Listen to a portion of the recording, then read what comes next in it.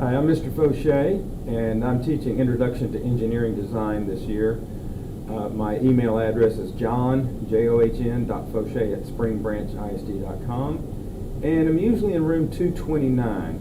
I do have another class down the hall in 239, but all of the engineering classes are in this room in 229. Tutoring is on Tuesday morning at 7:15 and Tuesday afternoon from 3 o'clock to 4 o'clock.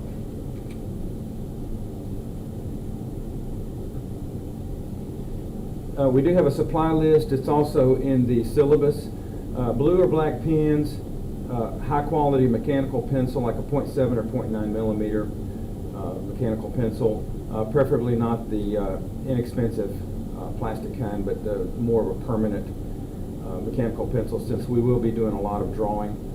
Number 2 pencils just for shading or miscellaneous other drawing work.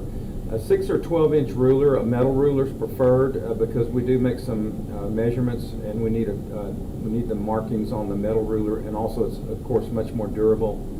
And a 3-ring binder, that's just to keep loose papers organized. That can also be used by their other classes. The Project Lead the Way Engineering notebook I'll provide, and I'll show you pictures of that in a little while. Work gloves are recommended later in the year when we start doing some small projects, just because they're going to be using X-Acto knives or box cutters, sort of things to cut small pieces of wood or cardboard or styrofoam, just something to protect their hands. I do have a few extra pair of gloves here in the classroom. Here's an example of what the pages might look like, something like this in the engineering workbook. It's very different than a typical high school journal. These would be drawings and annotations. The pages are going to be numbered for them, so that's nice. They must have a title at the top, and the bottom must be signed by themselves and a witness. You can also be one of the witnesses, so periodically I'll have them take their notebooks home and have you witness and sign at the bottom, and maybe write the word parent or circle it or something so I'll know that that's you. Grading policy is 40% weight on classwork and homework, and there's a 10% weight on quizzes, and a 50% weight on tests and projects, major grades, that sort of thing. But we'll always have at least 2 major grades during the 9 weeks. And then at the end of the 18-week period, the semester, there'll be a midterm test, and then at the end of the year there'll be a final exam. And both of those weigh 20%, so that the work in the semester weights 80% of their grade. We do a lot of planning. Students learn how to plan, they learn how to design and draw, collaborate together, and do documentation, basically, to solve problems. Is what engineers do.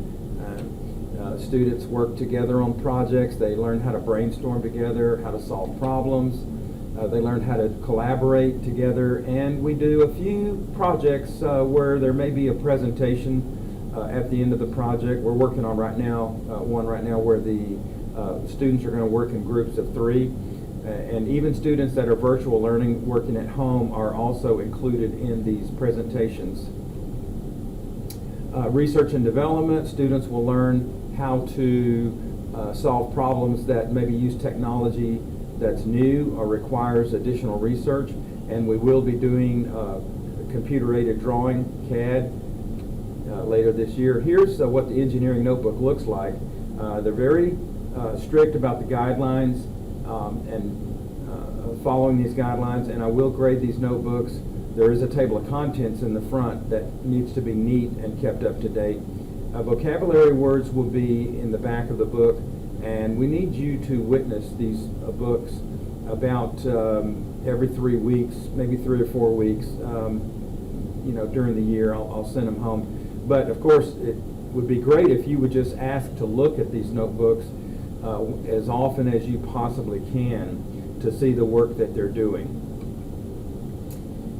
Before we begin doing construction work on small projects, they will have to take a safety course, because we do have a drill press in the room. We do use some very small power tools, such as a battery-operated portable drill, and we do have a couple of power tools that I will be supervising their work with if they do need to use those. But they will be required to pass a safety course before they can use any of the tools. The automaton project is something we do at the end of the year. That's our final project, and it's up to them to brainstorm and research their ideas on how to build it. They've got to create a 3D model drawing of the project before they begin building it, and they've got to fabricate and assemble the parts, and then they've got to test the motion of it and possibly make some improvements in it after they've begun building it. And then they've also got to make a video presentation of their automaton. Here are a few of my students holding their automatons after we finished.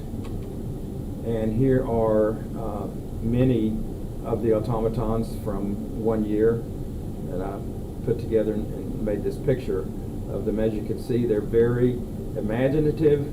Each automaton has to have a theme and tell a story. It's got to have a backdrop. It has to be painted or covered. And they have a lot of fun building these.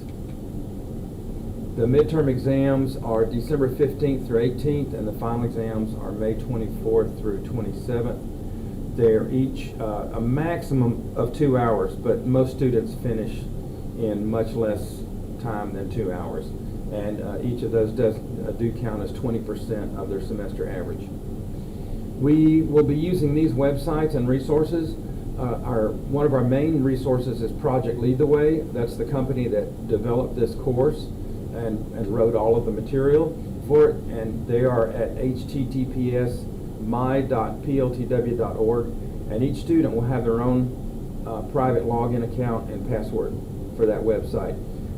We do not have parent accounts for the website, so periodically you might want to ask them to sit down with you and log on to the website and let them show you what they're working on.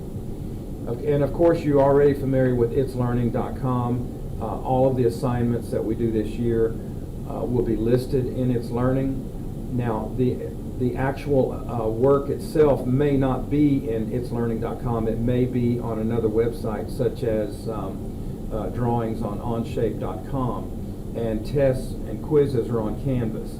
And as I mentioned, there's Project Lead the Way.